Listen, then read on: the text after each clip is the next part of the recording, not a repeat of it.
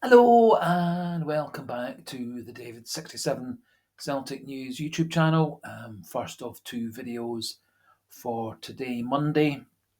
First video is going to be about the Celtic Girls 5-0 win yesterday over the Partick Thistle Women in the SWPL, and the second video, which will follow a wee bit later on this afternoon, will be about the main Celtic FC team and their pursuit of the league title and the cup double.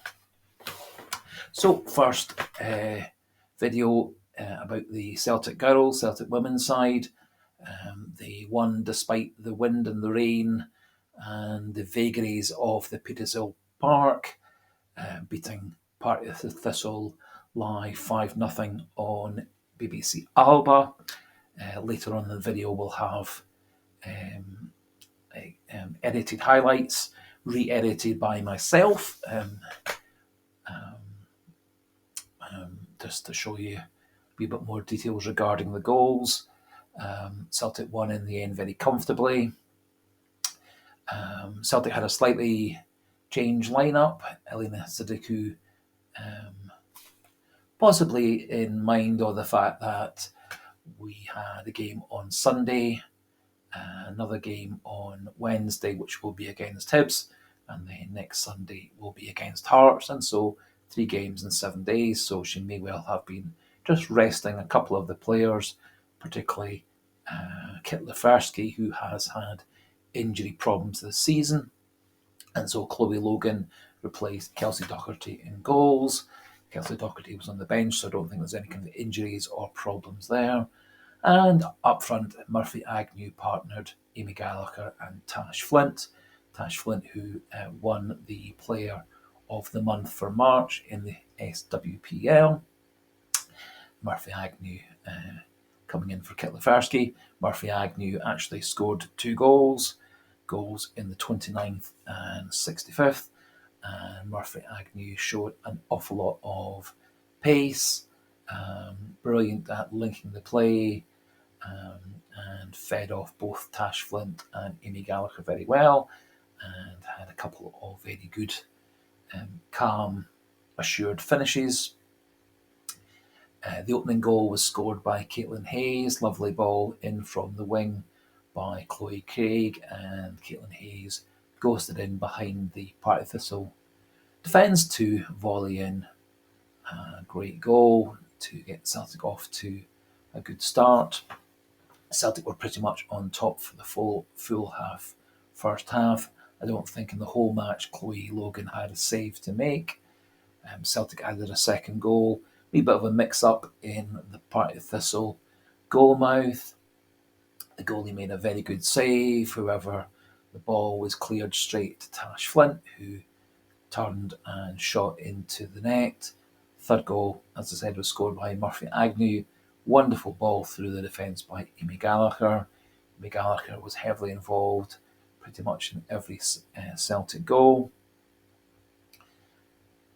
Fourth goal, another Amy Gallagher pass, even better than the one for Murphy Agnew, allowing Tash Flint to round the goalie and score just a few seconds before half time. Second half, Celtic made change, Tash Flint going off, Kit Lefersky coming on instead. Didn't look like Tash Flint was injured. Again, I think it's probably just resting Tash Flint for the game on Wednesday and then the game on Sunday. Kit Lefersky looked very good, lots of pace, got herself into the box on a regular basis, and was thwarted by the Partick Thistle goalkeeper, who, despite the fact that she let in 5 goals, really had a very good game, made several very good saves, and Kit Lefersky had a couple of chances saved by the goalie and also hit the bar on a couple of occasions. So on another day, Kit would have got 3 or 4 goals yesterday. Goal scoring was completed by Murphy Agnew in the 65th minute, cross from Amy Gallagher after a wee bit of an interchange with Natalie Rotz on the edge of the box, crossed into the middle of the box. Ball was headed out by Partick Thistle straight to Murphy Agnew, who volleyed in to the top left of the goal. Nice to see Lisa Robertson coming back to playing for Celtic. She's been away for around about a year, having had a baby. Also great for me to see Maria McInerney coming on in defence. She played very assuredly, slotted in very nicely to Celtic's back three alongside Kelly Clark and Chloe Craig, with Caitlin Hayes going off for a wee rest after around an hour or so. So, all in all, a great game for Celtic, big confidence boost. They do have these back to back games against Hibs, then Hearts, and they stayed second in the table, now 6 points ahead of Glasgow City, but still 1 point behind Rangers, as Rangers had a surprisingly comfortable 4-1 win over Glasgow City. And it does look like it's going to be a two-horse race between Celtic and Rangers for the SWPL, although I have a funny feeling that Rangers' visit to Petershill in a few weeks' time in the return fixture won't be as comfortable, as pretty much everybody who goes to play Glasgow City at Petershill has problems, as was the case earlier in the season, both for Celtic and for Rangers. So just going to pop in the edited highlights along with a copyright disclaimer, and then we'll finish off with a couple of other wee thoughts regarding the Ghirls and where their season going.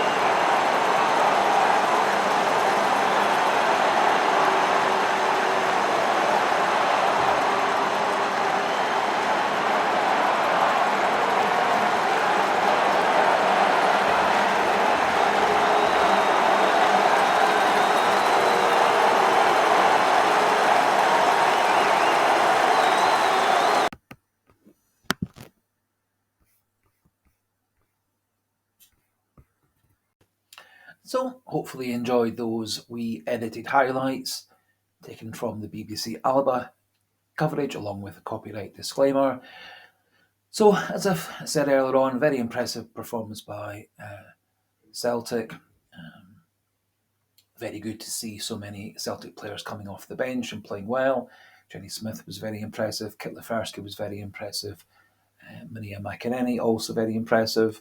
And Shane Ming Glue did very well coming down the left wing, replacing Lucy Ashworth Clifford. Lisa Robertson looked like she was lacking a bit of match practice, but did get herself involved and had an excellent reception both from her teammates, but also particularly from the Partick Thistle players who welcomed her back also with a lot of smiles and laughter and praise. So very good for Celtic all round.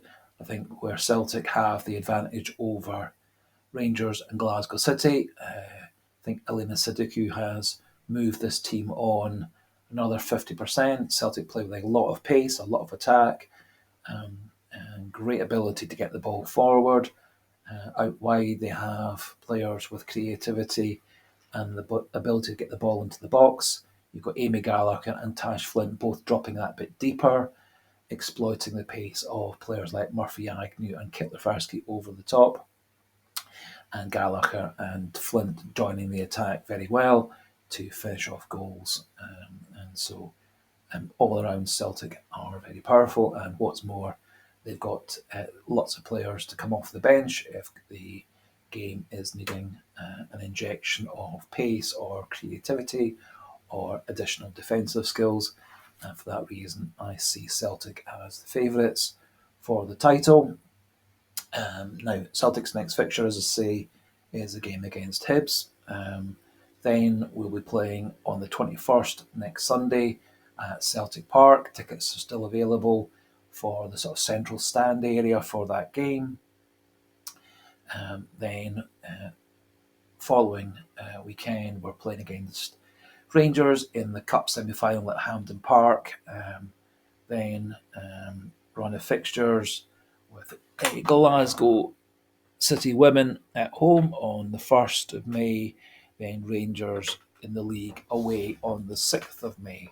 And so quite an intensive spell, like Rangers, Glasgow City, and then Rangers again over the course of 10 days.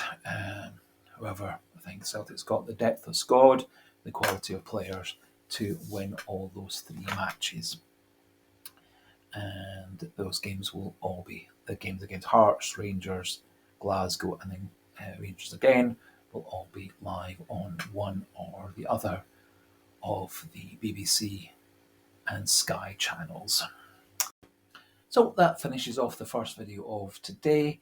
If you have enjoyed this coverage of the Celtic Girls, Celtic Women's side, please do think about clicking that subscribe button. If you've enjoyed the video, please do click that like button, and as always, do feel free to put your pleasant, polite, constructive, informative comments in the comment section, and I'll reply quick as we can and start off a wee bit of a debate discussion regarding the women's side on the channel.